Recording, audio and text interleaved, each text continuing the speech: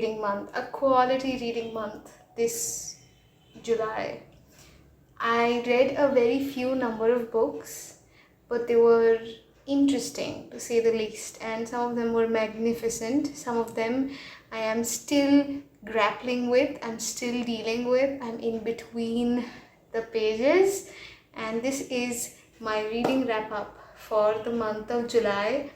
Please sit with at least your water bottle by your side, hydrate yourself, take care of yourself, eat more fruits and vegetables, and do try to move your body, because that is a machine that needs some running, some amount of functioning. With that, let's begin. Okay, I'll just quickly bring the books, and I say I have some interesting stuff to show you, so just wait. Okay, so hi, I am back, and this is all that I have to show. Well, let's start with Yellowface, my first book of, not my first, my second book of the month. Yellowface by Arif Kwong. It's an incredibly interesting take. I loved Arif Kwong's writing. I loved her storytelling. I loved her, she kind of, when she writes, she probes into the stylistic features of stream of consciousness through her writing. There's not a third person omniscient narrator who is saying the story.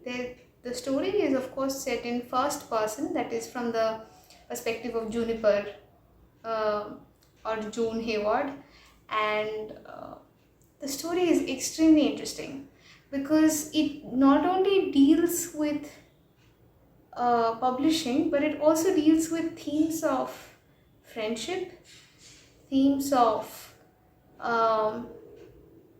dealing with grief, dealing with loss, and coping up, and how things can haunt you even after they're over and finished.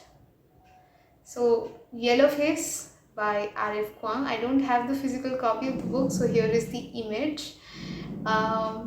My friend Amina, she very kindly borrowed, gave it to me, and I borrowed it from her. So yeah, I think you must have checked out the review, my journey of reading Yellowface. I vlogged it through and through. It took me about 4 or 5 days to finish the book, and it was extremely interesting. The next book, and the first book that I read this month, is Letters to a Young Poet by Rainer Maria Rilke. This is one of the Little Penguin Black Classics edition, and might I say I've annotated the hell out of this book. Every singular page, I have annotated the hell out of this book. I loved this book to death. This is one of those books that I will probably keep with me forever.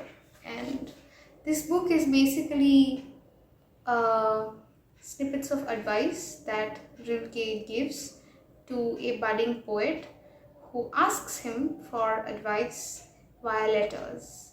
And he has some really godly advice to give. So please do read this book. It's interesting and it's divine, if not anything. Letters to a Young Poet by Rainer Maria Rilke. That was my second read. I'll not spoil much about it. Well, there's not much to spoil because it's more like a work of non-fiction, but I think there's a term, where the entire book really happens in letters. Epistolar books, that's what. So it's not a novel, of course, nor is it a novella. It's very thin. It's probably 100 pages or so, but it's, yes, an epistolar form of book, because the entire book is a series of letters which is drafted and is passed on from Rilke to a friend and like a junior called Mr. Kapoor, if I'm not wrong. So pardon my pronunciation.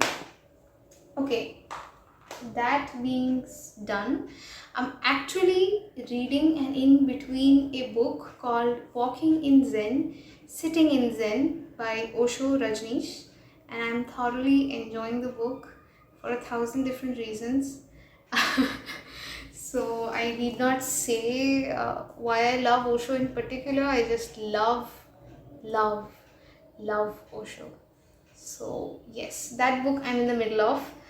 Today there's a book that came in by courier. It's called Portrait of an Artist as a Young Man by James Joyce. This is one of our recommended readings in English literature, and it's been recommended by a professor many times. She's a wonderful professor and the most kind-hearted one, and I trust her recommendations. I picked it up and we'll see how it goes.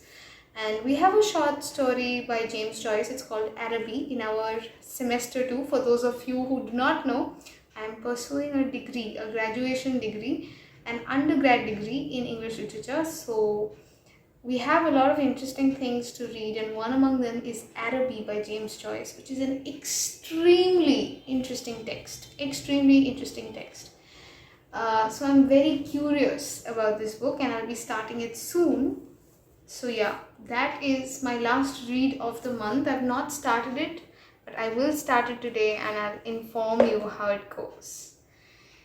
One book that I have been reading both for research purposes and for entertainment purposes is, I've been told a lot about Virginia Woolf, and I have not had a taste of how she writes.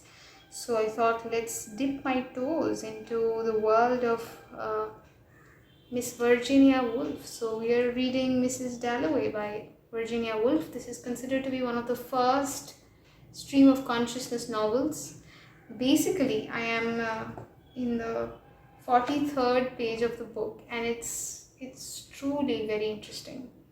It's basically a story that takes place over the period of one day, but it's not about what happens in the day. It's more about what happens within the consciousness or within the subconscious mind of the characters, one of which is Mrs. Clarissa Dalloway. Another one is Septimus Smith.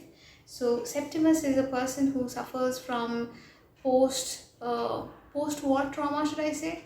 Yeah, post-World War I trauma. This is set in Britain, and yeah, he suffers from shell shock, and not just that, he also is kind of mentally unstable because of the trauma, and he talks about self-destruction very often. So I'm just in the 43rd page, and might I say I have underlined a lot, but let's just say that I'm not very intrigued or in love with the kind of writing that Virginia Woolf did.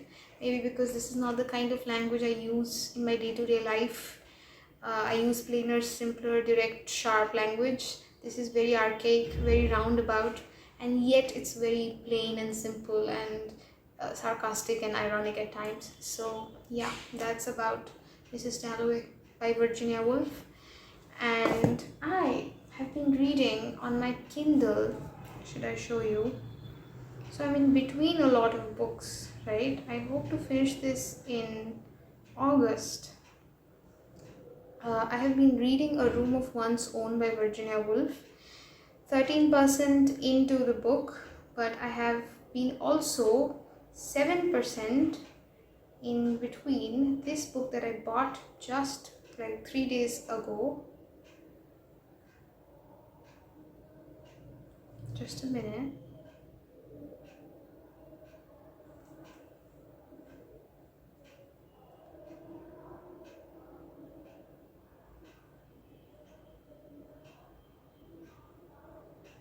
Yeah, this is the book. It's called Before Your Memory Fades by Toshikazu Kawaguchi. And I have read Before the Coffee Gets Cold and Tales from a Cafe. That was the second part, the sequel to the first book. This is the third, Before Your Memory Fades, and the fourth one is probably called Before We Say Goodbye, but I haven't yet reached there. So yeah, these are my reads of the month. I hope you enjoyed them. I was saying I don't like reading too much in a month. I don't like cluttering my brain and my perception with too much reading in between the many assignments that we have been given. I like to take things very slowly, extremely slowly, to the point where I can savor every line of the book. You know, Murakami in his book Kafka on the Shore had said this one through the character of a boy, a little boy. He said, I like to linger over the lines and pause as I read. And if I don't enjoy a particular book, I will stop. That's exactly my style of reading. Anyway, I'll end this video with these 4 bookmarks magnetic bookmarks that I got from Amazon. If I get the link, I'll link it down below for you to find them out and try them on your own. These are so beautiful. They are a little crooked because of the magnet inside them, and they're printed on both sides. They are exquisite. It's probably Japanese art. I don't know which form of art, but it's definitely the Japanese art. I don't know the the subcategory, but it's definitely Japanese style of art.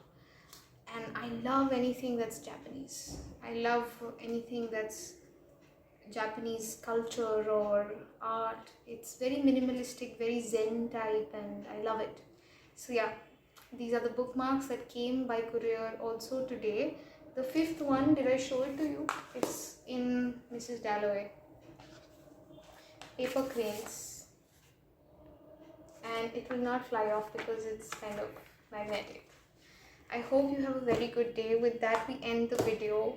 See you later. Bye bye. Have a very good day. Move your body. Drink some water, bestie. Drink some water.